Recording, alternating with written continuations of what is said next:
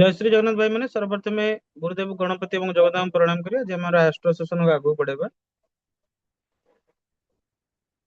तो आज आम पढ़िबा जदि लग्नपति लग्न रे रहନ୍ତି ताले कौन हम एटा भेरी भेरी भाइटाल पार्ट। लग्नपति लग्न रे रहिले माने प्रथम घर आम बर्तमान केवल नेचुरल कैरेक्टरिस्टिक्स को सारले प्रीवियस वीडियो गुडा करे।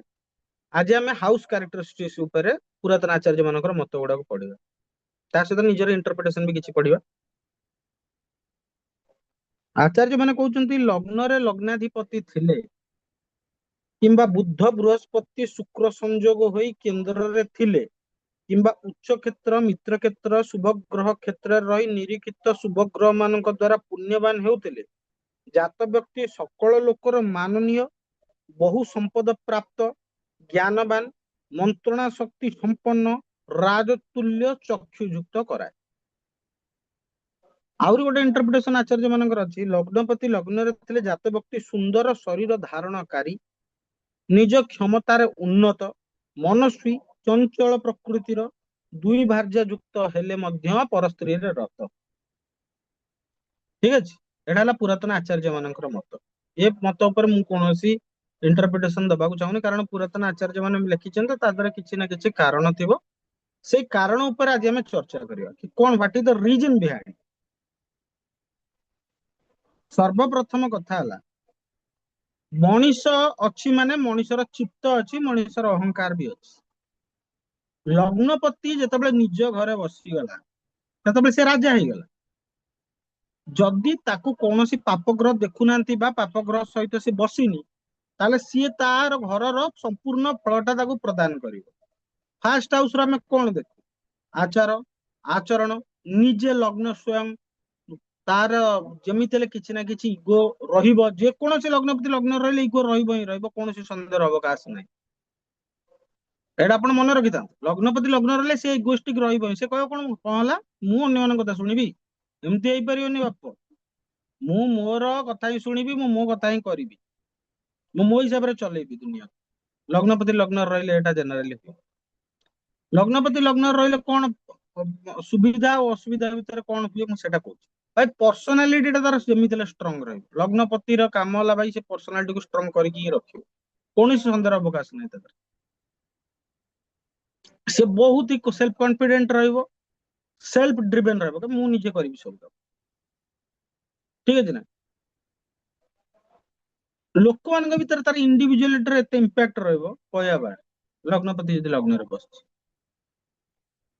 तार बेटर फिजिकल स्टामिना रहिबो आचार आचरण लग्नपतिर जहा आचार आचरण तार आचार आचरण भितर से जिनसटा थिबो ही थिबो जदि बुद्ध रहिले मजालिया हिथिबो सूर्य रहिले अथॉरिटेटिव रहितो मंगल रहिले सब काम स्पीडली कला भलिया होतो पूरा सेनापति भलिया कला भलिया होतो जुपिटर रहिले ज्ञानी हिथिबो वेनस रहिले सब मास्टर ऑफ डिप्लोमेसी हिथिबो चंद्र रहिले चंचल प्रकृति रहिथिबो these are the inherent quality जो मान ग्रह मानकर जो गुडा इनहेरेंट क्वालिटी से आनिथिबो ही आनिथिबो सीए सब जगह भाई मु निजे बनिबी सेल्फ मेड मु सेल्फ मेड मो कार कमर कार डिपेंडेंस दरकार सीए तार लाइफ रो साइकोलॉजिकल ट्रेट्स रे तमे चेक करिवो से इंडिपेंडेंट मेंटालिटी तो स्ट्रांग विल पावर है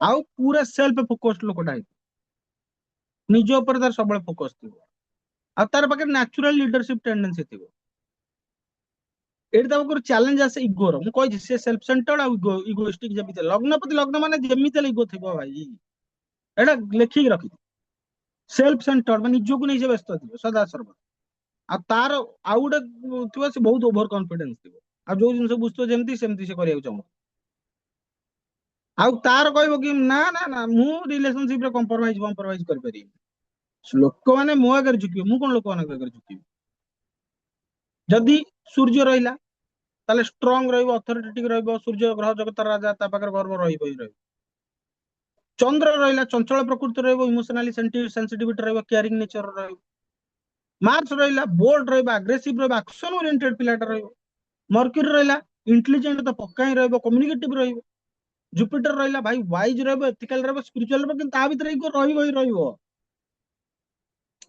वेनस रहिला अट्रैक्टिव चार्मिंग आर्टिस्टिक रहइबो ଶନିଶ୍ଚର ମହାରାଜ ରହିଲେ ଭାଇ, ସେ ବାଇ ଡିଫଲ୍ଟ ସିରିୟସ ରହିବ, ଡିସିପ୍ଲିନ ରହିବ, ତା ପାଖରେ ଡିଲେଡ୍ ସକ୍ସେସ ରହିବ। ଠିକ ଅଛି। ଏଇ ସବୁ ଜିନିଷ ଗୁଡା କେତେ ଛୋଟ ଜିନିଷ ଥୋଡି ନା। ଏଇ ସବୁ ଜିନିଷ ଗୁଡା ହଉଛି ଆକ୍ଚୁଆଲି ରେ ଫ୍ୟାକ୍ଟ, ଯୋଉଟା କି ଦେଖାଯାଏ ଚାର୍ଟରେ। କିନ୍ତୁ ଇଏ ସବୁ ଜିନିଷ ଆମେ କେବଳ ଲଗ୍ନ ଚାର୍ଟ ପଢୁଛେ ନା। କୌଣସି ଗୋଟେ ଚାର୍ଟ ଦେଖିଲେ, ତୁମେ ଯଦି ନବାଂଶ ଚାର୍ଟ ନ ଦେଖିକି ଲଗ୍ନ ଚାର୍ଟ କୁ ଡାଇରେକ୍ଟ ଜମ୍ପ କରିଛ, ଲଗ୍ନ ଚାର୍ଟ ରୁ ପୁରା ଓପିନିଅନ ଦଉଛ, ଏଟା ଠିକ କଥା ନୁହଁ, ଏଟା ଜଷ୍ଟିସ ହେଲାନି ଚାର୍ଟ ସେ। ତୁମକୁ ଦିଟା ଚାର୍ଟ ସାଇମultaneously ଦେଖିବାକୁ ପଡିବ। ପ୍ରଥମ ଲଗ୍ନ ଚାର୍ଟ, ଯୋଉଟା କି D1 ଚାର୍ଟ କହନ୍ତି। ପଏଣ୍ଟ ଟୁ, ତମକୁ ନବାଂଶ ଚାର୍ଟ। ଲଗ୍ନ ଚାର୍ଟ କହିବ ହଁ there is a possibility, it may happen. ନବାଂଶ ଚାର୍ଟ କହିବ ଏ ପସିବିଲିଟି କେତେ ମାତ୍ରାରେ ଫ୍ରୁଟଫୁଲ ହବ। କାହିଁକି ନା ଏ ସଂସାରରେ ନବାଂଶ ହେଲା ଭାଗ୍ୟ ଚାର୍ଟ। ସଂସାରରେ ନା ବିଦ୍ୟା ଫଳେ, ନା ଜ୍ଞାନ ଫଳେ, ନା ପଇସା ଫଳେ, ନା କିଛି ଫଳେ। ଭାଗ୍ୟମ ଫଳନ୍ତି ସର୍ବତ୍ର। ଇଟ୍ ଇଜ ଭେରି ଭାଇଟାଲ ପାର୍ଟ। ତେଣୁ ଆଜିର ସେସନରେ ଆମେ ଜାଣିଲେ ପୁରାତନ ଆଚାର୍ଯ୍ୟ ମାନଙ୍କର ମତ ସହିତ କିଛି ନିଜସ୍ୱ ଇଣ୍ଟରପ୍ରିଟେସନ ଯାହା ଆମେ ଫାଇଣ୍ଡିଂ ପାଇଛୁ। ଇଏ ଗୋଟେ ଛୋଟ ସିରିଜ ରହୁଛି, ବାସ୍ ଗୋଟେ ବେସିକ ନଲେଜ ପାଇଁ। ତ ଆଜିର ସେସନ ପାଇଁ ଏତିକି। ସମସ୍ତଙ୍କୁ ଜୟ ଶ୍ରୀ ଜଗନ୍ନାଥ।